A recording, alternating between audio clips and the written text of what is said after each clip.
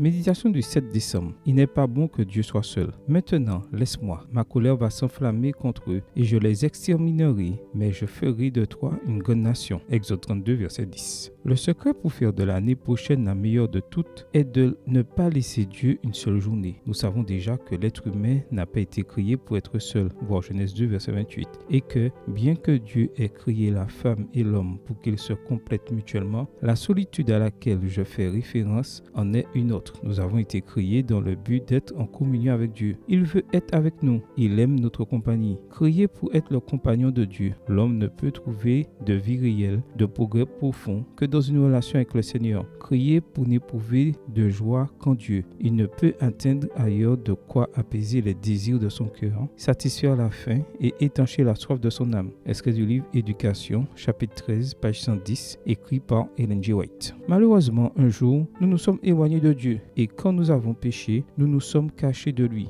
Depuis, nous l'avons abandonné maintes et maintes fois avec notre indifférence et nos péchés. Mais il nous a cherchés une fois de plus. Il a cherché nos premiers parents en Éden. Et il nous cherche, toi et moi. C'est pourquoi je crois que le plus grand péché aujourd'hui est, comme par le passé, d'abandonner Dieu, de rompre notre communion avec lui, de cesser de prier. Abandonner Dieu est une très mauvaise idée. Moïse le savait. Et c'est pourquoi il a, dans le texte d'aujourd'hui, refusé de le faire, bien que Dieu lui-même le lui ait demandé. C'est ce que Satan veut que nous fassions, que chacun de nous abandonne Dieu et que Dieu abandonne la race humaine à son sort. Les paroles qui sont venues ensuite, maintenant laisse-moi, ont fait trembler le diable et tous ses anges, et elles le font encore trembler aujourd'hui. Moïse implora l'Éternel. Exode 32, verset 11. Il y a un grand pouvoir dans la prière. Notre puissant adversaire cherche constamment à éloigner de Dieu l'âme troublée. Une supplication élevée au ciel par le Saint le plus humble est pour Satan plus redoutable que les décrets gouvernementaux ou les ordres royaux. Extrait du livre